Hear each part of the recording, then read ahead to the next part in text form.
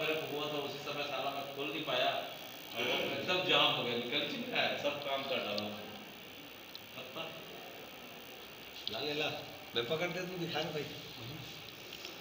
Sir यहाँ पे विश्व ग्लोमा सप्ताह मनाया जा रहा है आपके द्वारा। इसके दौरान आप किन किन चीज़ों के बारे में मुख्य रूप से बताया जा रहा है सर? जैसे विश्व ग्लोकोमा सप्ताह हर साल मनाया जाता है, एक सप्ताह का इसमें अलग से कार्यक्रम चलता है हमारे ज़िला लेवल में और पेरीफेरी में।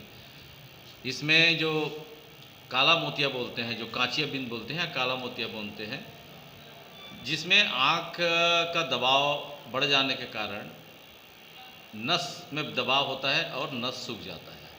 ये कई कारण से होता है, लेकिन कभी कभी क्या रहता है कि इसमें जैसे हम लोग को लिख के रखे हैं कि ना दर्द होता है, ना लक्षण दिखता है, ना कुछ नहीं होता, लेकिन दबाव बढ़ा रहता है, लेकिन नज़र धीरे धीरे कमज़ोर होने लगता है और अल्टीमेटली उसका नज़र कमज़ोर होने के साथ साथ क्यों कमज़ोर होता है, उसके नस पर, आँख पे जो नस रहता है उसमें दबाव पड़ने के कारण सूखने लगता है। तो ऐसी परिस्थिति को ध्यान में रखते हुए विश्व ग्लोकोमा दिवस मनाते हैं और खोजते हैं हम लोग भी। कई लोगों को रहता है कि कुछ, क्योंकि ये बिना तकलीफ़ के नज़र कमज़ोर होता है, ऐसे कई लोग तो ध्यान नहीं देते हैं। तो इसको समझते हुए इनको बताया जाता है कि भाई ना दर्द होगा, ना कोई विशेष लक्षण दिखेगी, लेकिन नज़र कमज़ोर होते होते नस सूख जाएगा। इसको एवॉइड करने के लिए हम लोग इस दौरान जन चेतना जागृत करते हैं कि भाई 40 साल की उम्र है, आपकी हो गई है तो दबाव जांच कराएं। अब क्या रहता है कि अगर कोई हमारे यहाँ तकलीफ़ रहती नहीं, अगर दबाव जांच के लिए बोलेंगे तो क्योंकि जानकारी नहीं होने के कारण मना भी कर देते हैं। तो ऐसा नहीं करना है। जांच 40 साल के बाद अगर है तो आँख के जांच कराना चाहिए और दबाव का जांच कराना चाहिए, जिससे पता चलता है कि ग्लूकोमा तो नहीं है। अगर समय रहते ग्लूकोमा का पता चलता है तो उसका कई या तो दवाई से या तो फिर ऑपरेशन के माध्यम से इसका निदान किया जाता है।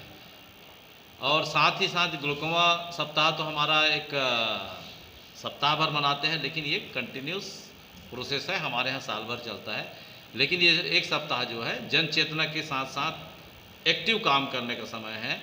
और इसके साथ साथ आँख संबंधित जो मोतियाबिंद का है, चश्मा का है, स्कूली स्वास्थ्य शिक्षा है, स्कूली बच्चों को हम जो चश्मा प्रदाय करते हैं उनका जांच है, ये इस दौरान चलता ही रहता है हमारा। लेकिन ये हम इस समय एक सप्ताह के लिए विशेष प्रथम लिस्ट में प्रथम रखते हैं ग्लूकोमा को, और हम इसको जन चेतना फैलाने का काम करते हैं फिर, और उसका इलाज भी करते हैं।